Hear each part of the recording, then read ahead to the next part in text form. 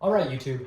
So, given two natural numbers m and n, what is the probability that these two natural numbers are coprime? Well, in some short of mine, I said that it was 1 divided by the zeta function of 2, or in other words, 6 divided by pi squared. But why is that? Well, in this video, I'll be presenting my notes on why it is. I couldn't bother memorizing the proof, so I'll be presenting my notes, and I'll be sharing it in the description if you're interested. Okay, so let's start off with a very simple problem. Given that m is a natural number arbitrarily chosen, what is the probability that m is even? So 2 divides m. Well, that's simple. Only half the natural numbers are even, so the chance is 1/2. Now, what about the probability of 3 dividing m? Well, that's 1/3. Only 1/3 of the natural numbers are divisible by 3.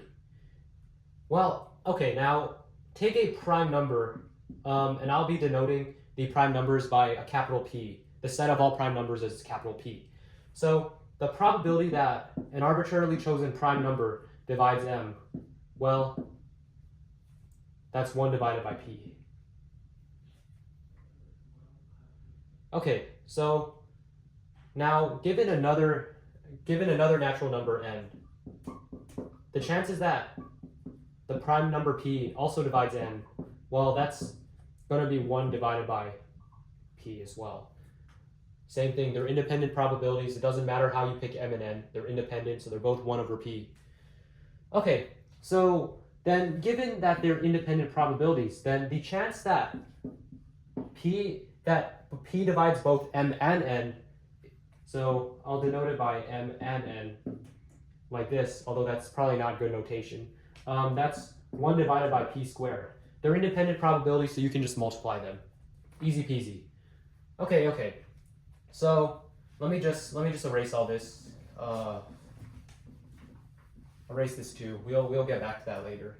So let me write what I'm trying to prove on the top. So the probability that GCD of mn is equal to 1 is 1/zeta function of 2, or 6 divided by pi squared. So that's the goal. Okay, so here, probability that P divides m and n equals 1/P squared. So in other words, if you're given a prime number P, the chance that P is a common factor of m and n is 1/P squared. Okay, so then the chances that P is not a common factor of m and n, well, that's just 1 minus 1/P squared. So let me just say this. So the chance that P doesn't divide m or P doesn't divide n, not exclusive, that's 1 minus 1/P squared. So that's the chance that m and n doesn't share P as a common factor.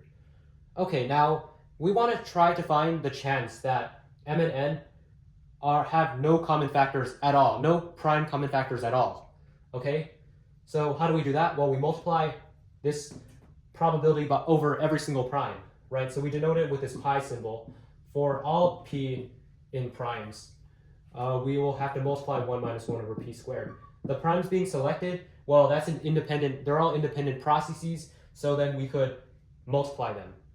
They're independent probabilities and they can multiply. All right, so then what is this product?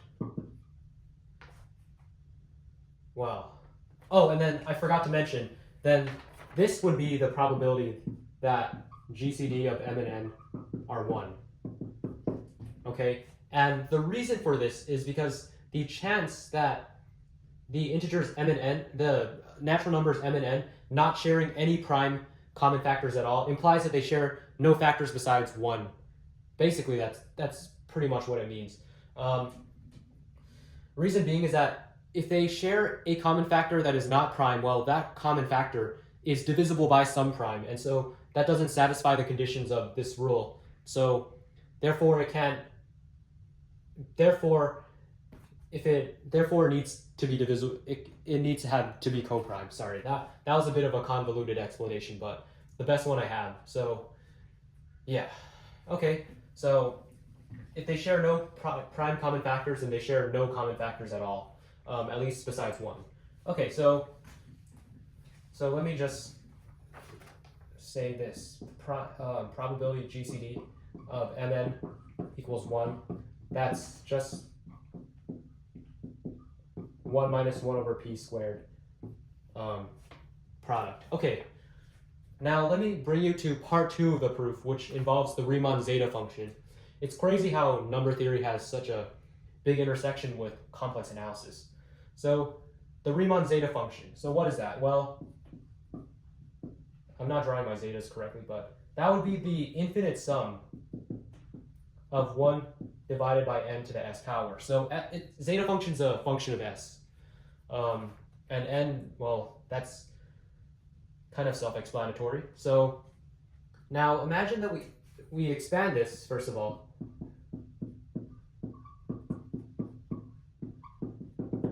Okay, now multiply the zeta function by 1 over 2 to the s power. So we have then 1 over 2 to the s plus 1 over 4 to the s plus 1 over 6 to the s, and so on, right? Now, what I want to do is subtract zeta function, or subtract this from the zeta function. So then, now we would get 1 minus 1 over 2 to the s. Zeta function of s is equal to 1 plus 1 over 3 to the s plus 1 over 5 to the s plus and so on. So what we effectively did there is we took all the terms where n is divisible by 2 and we eliminated them. So